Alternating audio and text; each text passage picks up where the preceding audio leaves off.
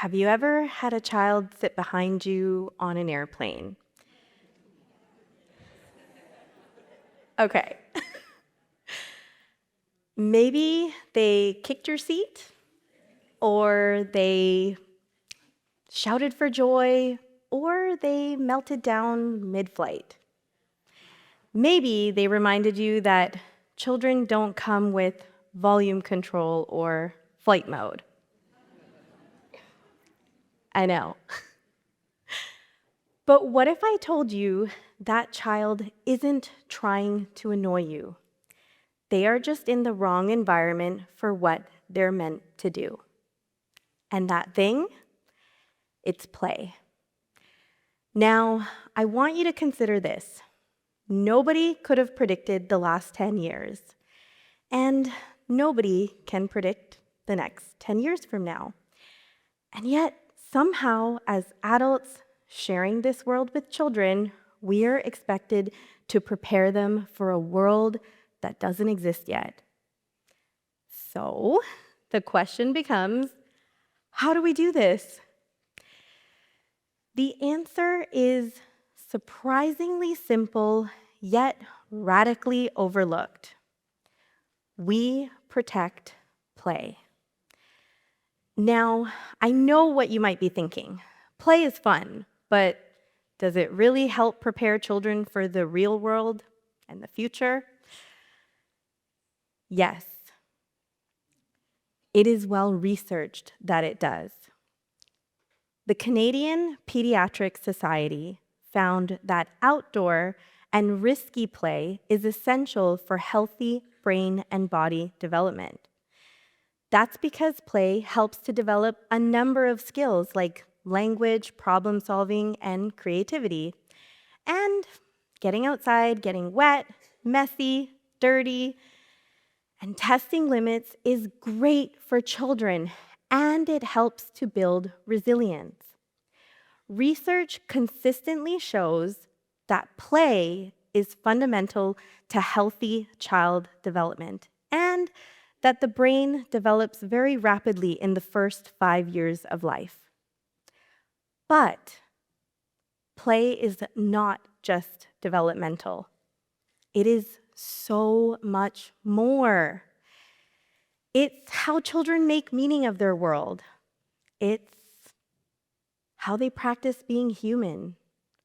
It's how they learn from the world around them. It's a relational kind of learning, and it's the best way to learn. Now, I want to share a story with you from my childhood.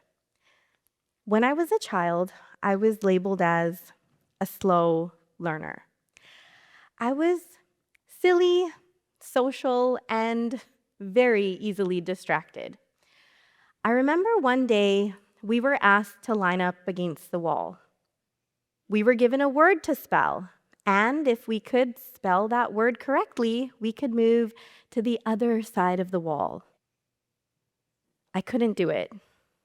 I froze under pressure, and I was the last one on that wall, and I felt really dumb. Oh, I heard a couple sighs, so I'm not alone in that. You might have been the last one on your wall, too. Some of my teachers didn't think that I could learn with the rest of the class, so I was sent to the resource room. I felt a little embarrassed, but something amazing happened in that room. We were allowed to play with toys and puppets and stories.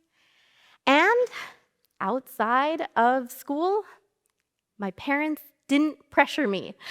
They let me play, and they championed me at every stage.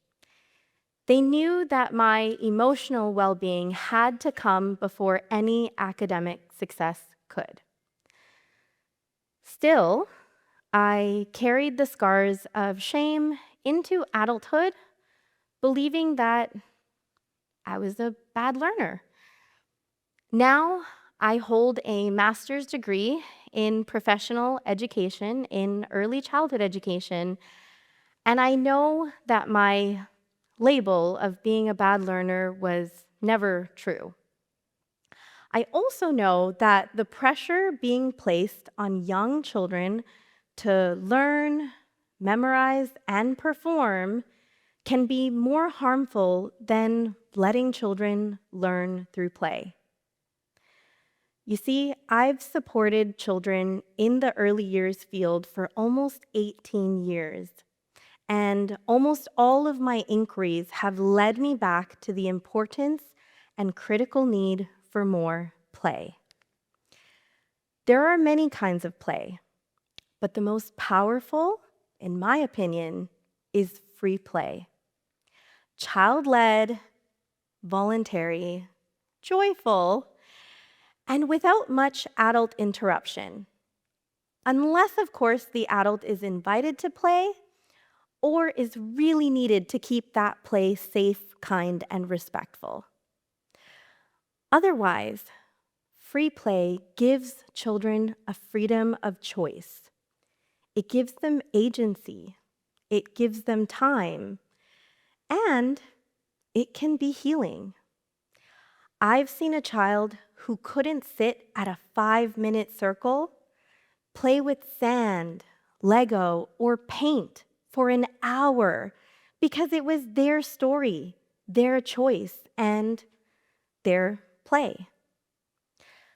Not only that, free play gives caregivers the time to get to know a child, their likes, their cues, and their preferences. And this in turn helps the caregiver understand how to connect, co-regulate, and relationship build with that child. So essentially, an environment with low pressure, really strong relationships, and lots of opportunity for play is exactly what children need to thrive, especially children who have experienced adversity and trauma. So, why are children still rushed through schedules, forced to sit at long circle time, and asked to trace letters before they are ready? Is it to get them ready for kindergarten? And what story are they internalizing when they can't meet those expectations? We say we want children to be resilient, creative, and emotionally well, and yet we strip away the very thing that helps those traits grow. And why do we do this? For compliance and maybe to teach them lessons that might not serve them in the future? The world our children will inherit is filled with uncertainty. AI is not only replacing routine tasks, but also complex jobs. But what it can't replace is what makes us inherently human. Play is how we prepare children for an unknown world. It's not a break from learning. It's the most essential way to learn. I invite you to be a protector of play. Maybe that means loosening up a busy schedule and turning off screens. Maybe it means letting children get messy, rough and tumble play and risky play. Maybe it means resisting worksheets or the urge to correct a child's drawing. Maybe it means the next time you're on a plane with a child sitting behind you, you remember to take a deep breath,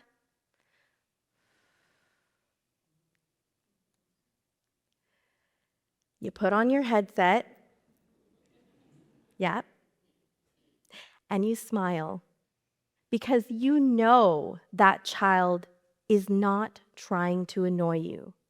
They are just built to play, and that seat they're in is mighty restrictive. The future is unpredictable, but when we protect play, we protect the roots of who children are and the future branches of who they might become. Thank you.